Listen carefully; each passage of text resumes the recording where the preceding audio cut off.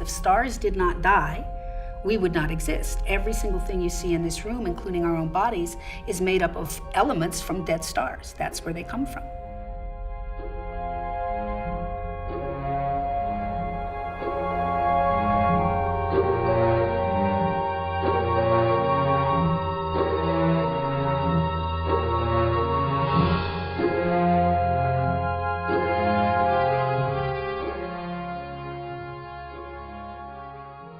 This idea is so strange to me, and it is hard to wrap my brain around. If there were no destruction, then there'd be no creation, and no life. So during any sort of death, destruction, or rebuilding, it is all actually creation. The idea of creation is a baffling one, and what is even more baffling is that I believe that everyone is doing it in some form or another, whether it is physically building an object, or mentally creating ideas and philosophies. We, as humans, have an innate urge to create. But as for the reason why, I come up short. I have the need to create, yet I cannot find a reason why. Maybe it's a need to have something that remains after I'm gone, or the excitement of something new and different. Or maybe it's just a way to keep busy.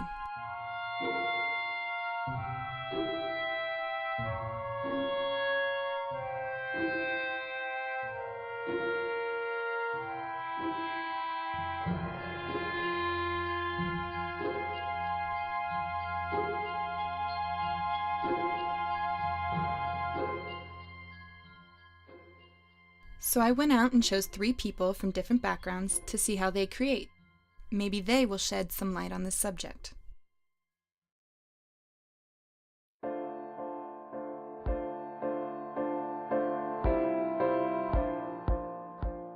I met up with Lou Rink, CEO of Allied Systems Company in Portland, Oregon, to observe how he creates.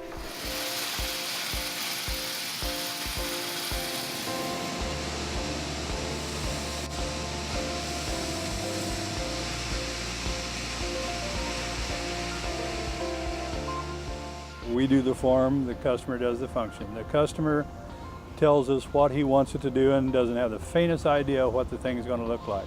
Neither do we. But once we know what it's supposed to do, then we can start designing our machine around those parameters and develop the machine. Because cranes are all engineered product, you very seldom build the same thing twice. These guys don't have fixtures like they would for the Wagner or for the long reach attachments or Freeman or the Winter. So this is kind of interesting actually, because these guys are very talented fitters. So they're starting with a flat surface, and from there on they use spirit levels, plumb bob, and squares. This was just a flat part that was cut out, and he put this angle in it, and he put this angle in it. And we've already had the holes drilled in it, so that's a part. You call that a widget. Now he's making those round banded parts out of that flat one there. Hello. Oh. It's your turn. These are gear cutters. And what you have here is this right here is your cutting tool. Each one of those is a very sharp carbide insert cutting tool. And so what happens is that this thing rotates. The part is right here. This just goes up and down, and it just pump, until it makes a gear. Well, when you're around heavy equipment and when you're around heavy fabrication, it is very, very romantic. It's really very sexy. It's really fun to watch steel being cut, being hauled by a crane and assembled by guys and turn into a big piece of equipment like we make. And it's a very exciting business. It's a manly business, and it's a fun business. Lou's admiration for what he does and the objects he makes led me to conclude that he feels a need to create objects for others, so they in turn can make useful objects of their own. I can understand this because when I make films for a client, they're using my film for a purpose. It's gratifying to know you are helping someone else.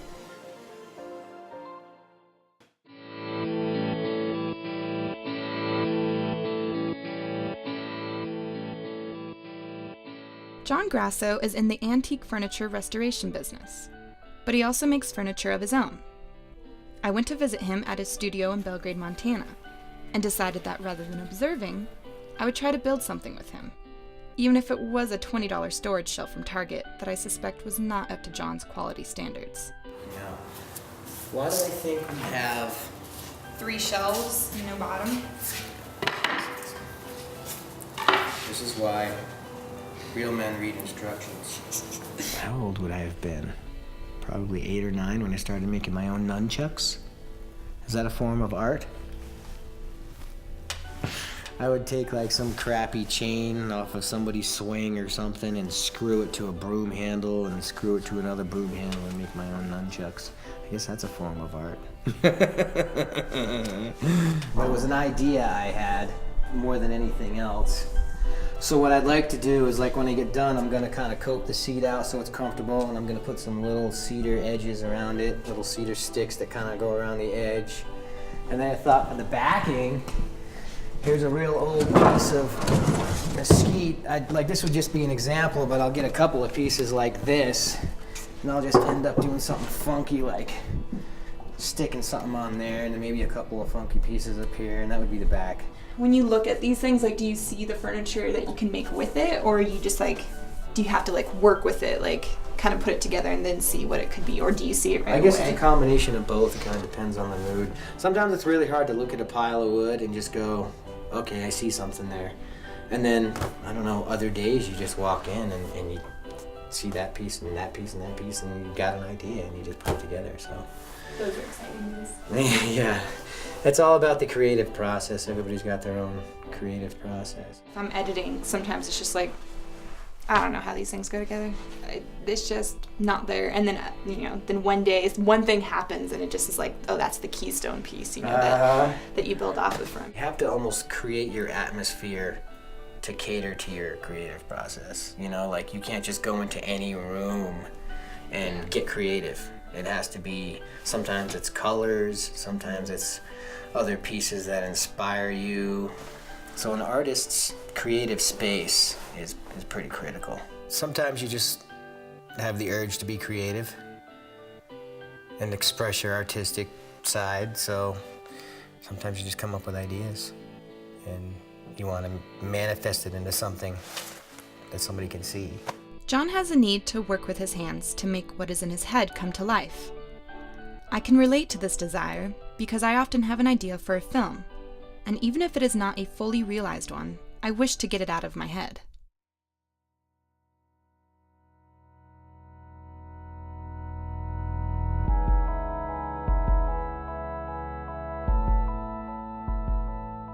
Dr. Marcy McClure is an evolutionary geneticist at Montana State University in Bozeman, Montana. While she may not create anything that is tangible the way Lou and John do, she creates philosophies that help me put my bigger question about creation into perspective. It is the very fabric of the universe. And we, as living organic beings with a brain, are obviously studying ourselves in the universe, and so we're interwoven to everything. The Time Tree of Life, as you can see here by Sudhir Kumar and Blair Hedges, averages all the information we have about the distance between organisms at the molecular level from DNA sequences, and they made this a display for us. We can take genes from all organisms on the planet, sequence them, get the actual DNA information, compare them to each other, and actually make a literal tree. And this tree assumes that we all started in a single point, that since the beginning of time, about 4.5 billion years ago, organisms have diverged out from that point in a tree-like structure. And all we do is compute the relationships, and if we make a tree that you can see some of the tips coming out, we make each tip of a tree is an organism. We calculate from the current data back to ancestry how those two sequences were related. The way that we trace this is through actual sequence differences. So we trace the differences. If two things have remained identical, there's no information to say anything about how they've evolved from one another. So it's the differences between organisms that give rise to the phylogenetic trees or the reconstruction. In terms of application, there's a lot of differences, especially now in the light of what's being called evolutionary medicine. In the future, what will happen is that everybody's genome will be sequenced. You'll go to your doctor, they'll take a blood sample, and they'll sequence your whole genome. Now that costs about $50,000 to $100,000 right now. But in our lifetime, and certainly in all of your lifetime, this will cost probably $500. And they'll compare your genome, right, to all the other genomes in the database. You can only talk about what you know in context of what you are, right? I can't talk about something that doesn't fit into the context of what I am. And so for me, science is here. It's one pile, and then there's art is another pile, and metaphysics is another pile of information, right? And so for me, art kind of mediates between the metaphysical, those things we don't know that we could say are mystical or spiritual, and science. Dr. McClure's idea about art mediating science and religion perfectly described my reasons for creating films. I feel the need to combine my interest in science and art to show that science is not in conflict with religion. This is my art form, and film is the medium I choose. Our needs are all really pretty basic. We want to have a good life. We want to have an education. We want to be safe from danger. We want to be healthy. And that goes worldwide, regardless of what your race or gender is. So I think that that's what unites us, is our biology. Evolution, we should think, is a beautiful thing. My God, I'm so proud to be related to all these incredible looking creatures. I mean, every time there's a new one discovered that's so amazing to look at, and that realize that we're all related, you know, that it is a miracle of our physical existence that we've come into being, and I think it's beautiful. After talking to these three people and seeing their different ways of satisfying the need to create, I began to better understand a quote by Robert Fritz, a filmmaker and author of The Path of Least Resistance, which is about the creative process. He said, "At first, I am giving energy to the creation, but later, the creation seems to be giving energy to me." So I may not understand where the urge to create begins, because creation is like a circle. There is no definite ending or beginning.